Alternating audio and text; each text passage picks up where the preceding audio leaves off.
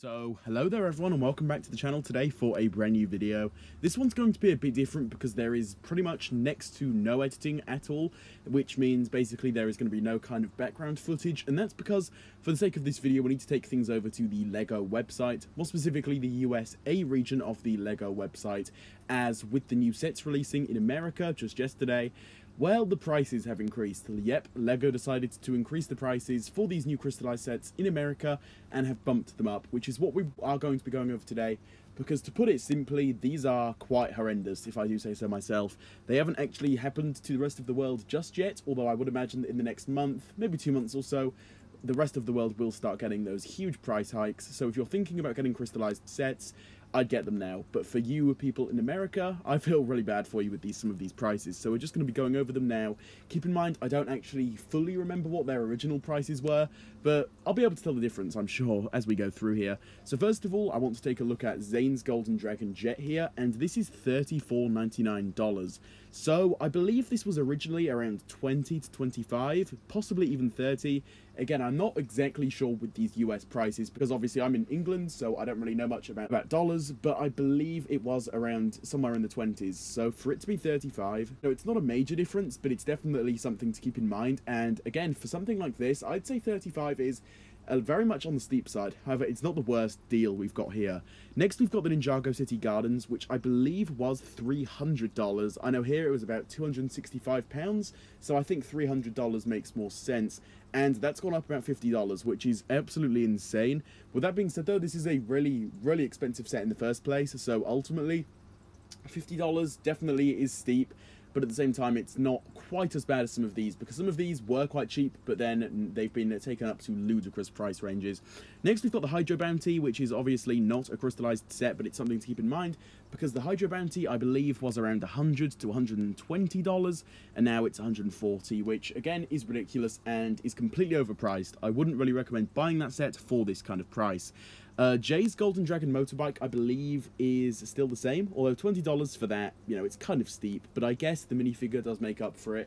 You know, producing those wings and putting it in such a small set, I can kind of see the price hike there, but still kind of overpriced. It probably should be around $10 to $15, but maybe that's just me reaching a little bit. These two sets here I don't believe have changed much, but so I'm just going to kind of skip over those. Cole's Golden Dragon Cruiser though, $45, I believe it was originally around $40, so not really the biggest difference there, but still, it's $5 extra, which is still something to keep in mind when purchasing that set. Definitely a bit overpriced regardless. The Fire Dragon Attack is now $50, I believe it used to be $40, so another $10 increase, which ultimately is quite a lot.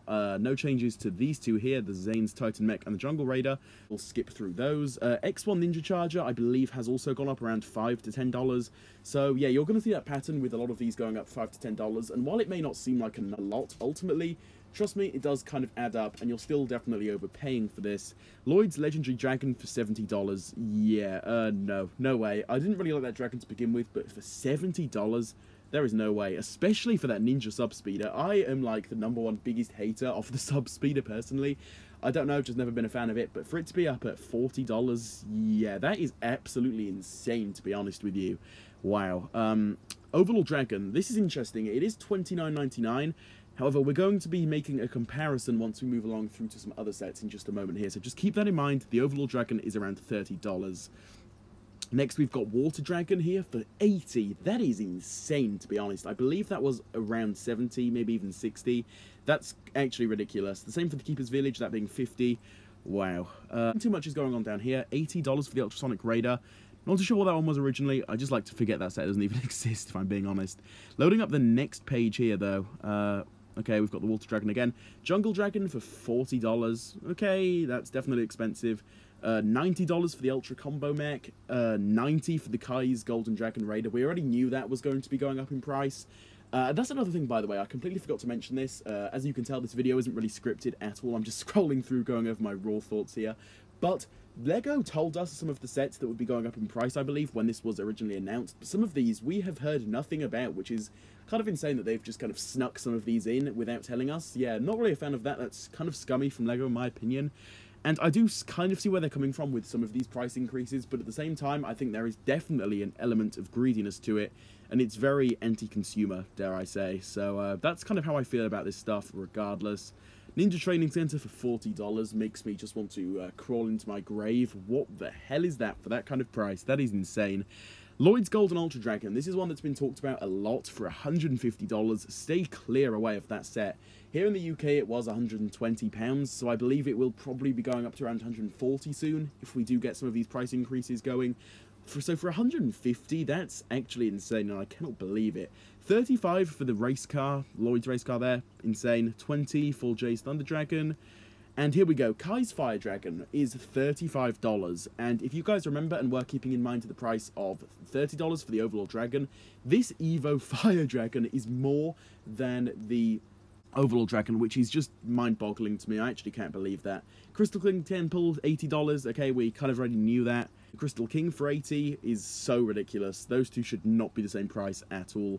The Final Flight of Destiny's Bounty for $40, wow, no words there. And this for $45, just what is going on at LEGO HQ? Who is actually going to be buying this now? That's crazy. $120 for the Samurai X-Mech is also insane, and I believe that just about brings us towards the end of this video.